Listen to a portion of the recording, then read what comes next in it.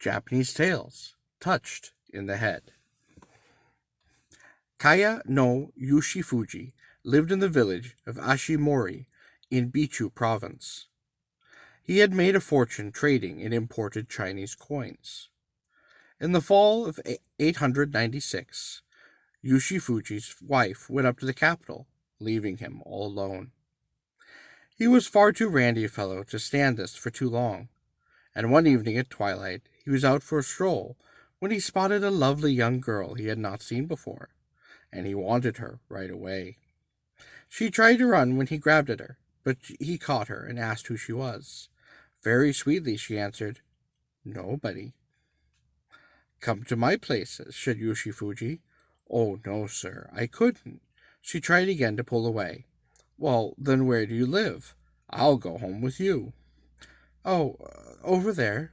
She set off with Yoshifuji beside her, keeping a good hold on her. It was not far off, and the house was rather lovely. What a surprise to find a place like this so close by. Male and female servants clustered round to greet their mistress, and Yoshifuji realized that the girl was the daughter of the house. The two slept together that night, to Yoshifuji's delight, and the next morning a man, whom Yoshifuji understood to be the girl's father, came in. "Oh, you were always meant to come here," he said, "and now you simply must stay."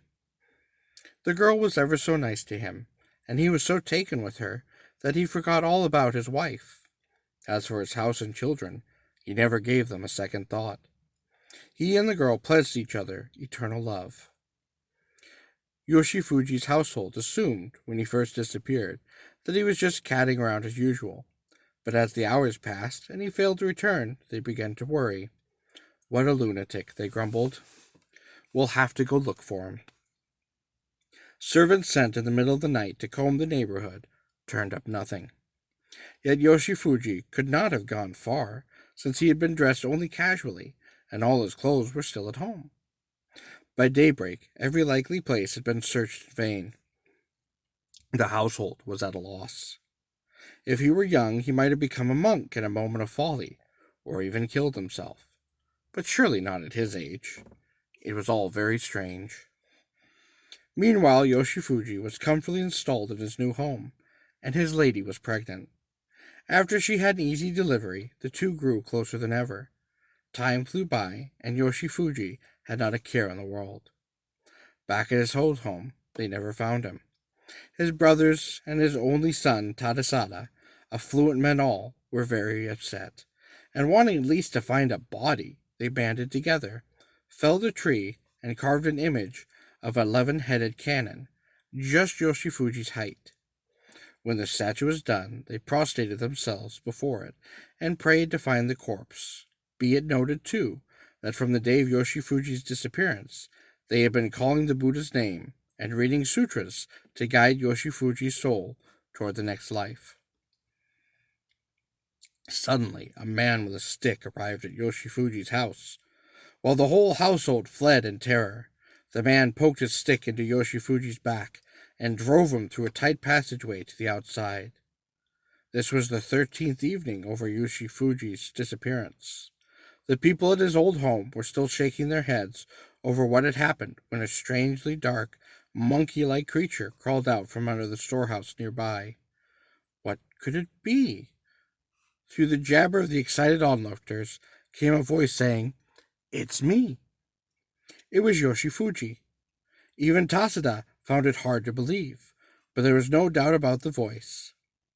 Tadasada jumped down from the veranda and brought his father up into the house. Yoshifuji explained how desperate he had been for a woman while his wife was gone, and how he had married a fine gentleman's daughter. Now he had a little boy. "Oh, he's so pretty. I carry him in my arms all the time," Yoshifuji declared. "He's my heir, you know. You're only number 2 from now on, Tadasada. It's because I think so much of his mother." "Well, where is this little boy?" asked Tadasada.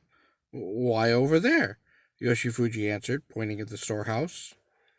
Well, this was strange news. Yoshifuji looked terribly thin and quite sick, and he had on the same clothes as when he had vanished. A servant sent to look under the storehouse found lots and lots of foxes, which fled in all directions. That was where Yoshifuji had been. Obviously, a fox had tricked him. He had married the fox and was no longer in his right mind. A holy monk and a yin-yang diviner were called immediately to purify Yoshifuji, but after repeated ablutions, he still was not the man he had once been. It was only later that he finally came back to himself, and he was horribly embarrassed. The 13 days he had spent under the storehouse had seemed to him like 13 years, and the few inches of clearance between the ground and the floor of the building had looked to him like a stately home. The foxes had done all this.